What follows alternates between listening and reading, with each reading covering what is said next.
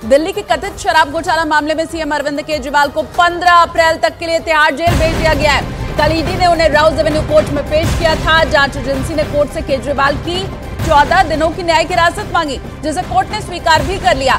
इसी जेल में शराब नीति केस में आरोपी मनीष सिसोदिया, संजय सिंह अलग अलग सेल में बंद हैं। के कविता भी महिला सेल नंबर 6 में रखी गई है। केजरीवाल की गिरफ्तारी के खिलाफ याचिका पर दिल्ली हाईकोर्ट में 3 अप्रैल को सुनवाई होनी है। ये बड़ी खबर इस वक्त की। अब तिहाड़ जेल की बैरक नंबर 2 में अरविंद केजरीवाल इस वक्त मौजूद है। तो बड़ी खबर इस वक्त की, जो भी वहां का मैनुअल है उसी के हिसाब से सुविधाएं अरविंद केजरीवाल को दी जाएंगी। हालांकि घर का खाना पीना उन्हें मुहैया कराने के बारे में कहा गया है। उन्हें शुगर की प्रॉब्लम है, तो उस लिहाज से भी जो मेडिकल उन्हें सुविधाएं मुहैया कराई जानी है, उन सभी का ख्याल रखा गया है। तो शराब घोटाला मामले में तिहाड़ में अरविंद केजरीवाल के अलावा अभी कौन कौन से आम आदमी पार्टी के नेता मौजूद है, वो भी हम आपको दिखा रहे हैं। मनीष सिसोदिया जेल नंबर 1 में, संजय सिंह जेल नंबर 5 में, सत्येंद्र जैन जेल नंबर 7 में और अब अरविंद केजरीवाल भी जेल नंबर 2 में पहुंच चुके हैं।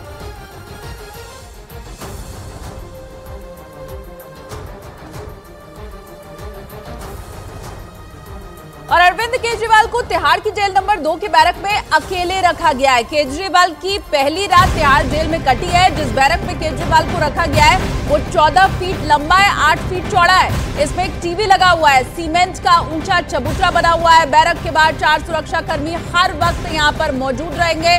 तो बड़ी खबर आपको बता रहे हैं, जेल नंबर 2 में केजरीवाल को शिफ्ट किया गया है। हालांकि इस जेल नंबर 2 में अरविंद केजरीवाल को अकेले रखा गया है। तो पहली रात तिहाड़ के अंदर अरविंद केजरीवाल की कल ही कटी है। 14 फीट लंबा, 8 फीट चौड़ा उनका बैरक है। एक टीवी की सुविधा इसमें मुहैया कराई गई है। सीमेंट का ऊंचा चबूतरा बना हुआ है और 4 सुरक्षा कर्मी इसी बैरक के बाहर हर वक्त मौजूद रहेंगे।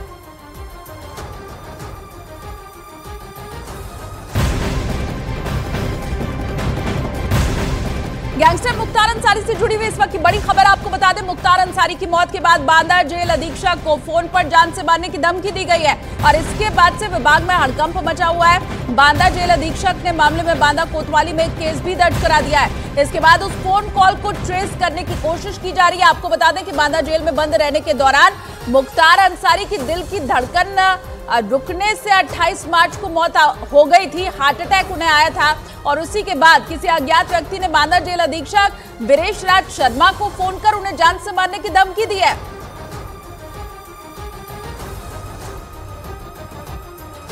में बंद रहे पूर्वांचल के माफिया डॉन मुख्तार अंसारी की हार्ट अटैक से मौत के बाद बांदा जेल के जेल अधीक्षक को जान से मारने की धमकी मिली है। बीते 28 मार्च को जेल में बंद माफिया डॉन मुख्तार अंसारी की हालत बिगड़ गई थी, जिसके बाद उसे इलाज के लिए बांदा मेडिकल कॉलेज में भर्ती कराया गया था, जहां उसकी मौत हो गई थी। जिसके बाद उसी रात बांदा जेल के जेल अधीक्षक वीरेश राज शर्मा के पास लैंडलाइन नंबर से एक अज्ञात कॉलर का फोन आता है, जिसमें उसे ठोक देने की धमकी देता है। 14 सेकंड के इस कॉल में जेल अधीक्षक को ठोक देने और उसके साथ अभद्रतापूर्वक बात की है, जिसके बाद जेल प्रशासन में हड़कंप मच गया है। पीड़ित जेल अधीक्षक ने अपने उच्च अधिकारियों को इसकी सूचना दी, जिसके बाद बांदा कोतवाली में अज्ञात कॉलर के खिलाफ मुकदमा दर्ज कर दिया है। जिसके बाद पुलिस की कई टीम उस कॉलर आईडी का सर्च करने पर जुटी हुई है, लेकिन 2 दिन से ज़्यादा का समय बीत गया है, अभी तक उस नंबर को पुलिस ट्रेस नहीं कर पाई है। जिससे इस घटना के बाद जो जेल के अधिकारी हैं वह डरे सहमे हुए हैं और कैमरे के सामने कुछ भी बोलने से मना कर रहे हैं। बांदा से अखिलेश सोनकर, न्यूज़ 18।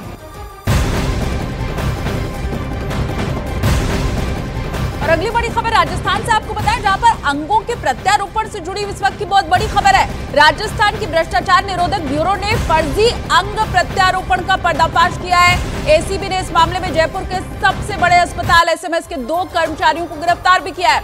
उनके पास से 3 फर्जी एनओसी बरामद की गई है। इसमें अधिकारियों के फर्जी दस्तखत मिले हैं। अब आरोप यह है कि पकड़े गए आरोपी अंग प्रत्यारोपण के लिए लगने वाले एनओसी को फर्जी तरीके से बनाते थे। जांच के दौरान आरोपी कर्मचारियों से संबंधित विभाग से विदेशों से जुड़े हुए कई लोगों की फाइल भी मिली है। इसी से माना जा रहा है कि फर्जी अंग प्रत्यारोपण के तार विदेशों तक जुड़े हो सकते हैं।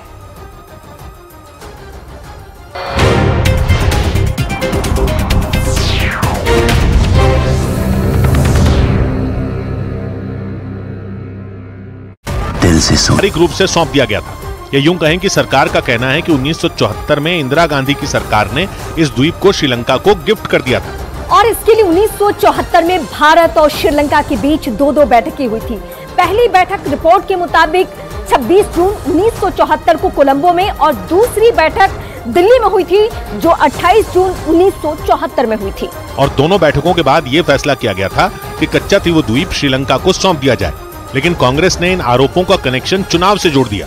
जिस दिन वहाँ वोट पड़ जाएगा फिर आप 5 साल तक नहीं बोलेंगे। कांग्रेस भले ही कच्चातीवू द्वीप के मामले को चुनावी मुद्दा बताए, लेकिन प्रधानमंत्री ये मुद्दा पहले भी उठा चुके हैं और इस बारे में पिछले साल सदन में पेश हुए अविश्वास प्रस्ताव पर बहस के दौरान उन्होंने बात की थी और बयान दिया था कि डीएमके ने इस बारे में उन्हें चिट्ठी लिखी थी और मांग की थी कि कच्चातीवू द्वीप को श्रीलंका से वापस लिया जाए। और लोकसभा चुनाव से पहले प्रधानमंत्री ने एक बार फिर इस मुद्दे को उठाया।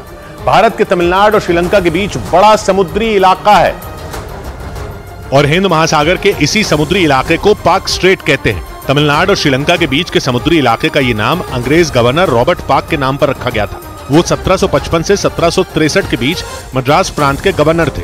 पाक स्ट्रेट में कई द्वीप हैं और कच्चातीवू द्वीप उन्हीं में एक है। ये द्वीप बंगाल की खाड़ी और अरब सागर को जोड़ता है और करीब 285 एकड़ में फैला है। इस द्वीप की भारत के रामेश्वरम से दूरी करीब 19 किलोमीटर है और श्रीलंका के जाफना से दूरी करीब 16 किलोमीटर है। और भारत और श्रीलंका के बीच का ये द्वीप शुरू से विवादों में रहा। कहते हैं कि 14वीं शताब्दी में ये द्वीप एक ज्वालामुखी विस्फोट के बाद बना था और 17वीं सदी में तमिलनाडु के राजा रामनाथ की जमींदारी का हिस्सा था। लेकिन भारत में अंग्रेजों की हुकूमत आने के बाद ये मद्रास प्रेसिडेंसी यानी भारत का हिस्सा बन गया था। और 1947 में जब भारत आजाद हुआ था तो सरकारी दस्तावेजों में इसे भारत का हिस्सा बताया गया था, लेकिन उस वक्त भी श्रीलंका इस पर अपना अधिकार जताता था और कच्चातीवू को श्रीलंका का हिस्सा बताया था। तब के अखबारों में लिखा गया था कि भारत ने इसका विरोध भी किया था। यही नहीं, आरटीआई से मिली जानकारी के मुताबिक भारत के पहले प्रधानमंत्री जवाहरलाल नेहरू के सामने भी इस द्वीप का मुद्दा उठा था, लेकिन कहते हैं उन्होंने इस मामले को खास तवज्जो नहीं दी थी। और इसके कुछ साल बाद 1974 में इंदिरा गांधी ने यह द्वीप श्रीलंका को दे दिया था। आरटीआई से मिली जानकारी के मुताबिक तमिलनाडु के तब के मुख्यमंत्री एम करुणानिधि को जब ये जानकारी दी गई थी तो उनसे बताया गया था कि कच्चातीवू पर श्रीलंका की मजबूत स्थिति थी और उसने अपने रिकॉर्ड का हवाला दिया था और दावा किया था कि कच्चातीवू द्वीप श्रीलंका के जाफना साम्राज्य का हिस्सा था। यानी आरटीआई के मुताबिक 1974 में भारत की सरकार ने श्रीलंका की सभी दलीलों को आंख मूंद कर मान लिया था और भारत के एक द्वीप को श्रीलंका को दे दिया था। यही नहीं, 2014 में इस मुद्दे पर सुप्रीम कोर्ट में बहस भी हुई थी और बहस में कहा गया था कि अगर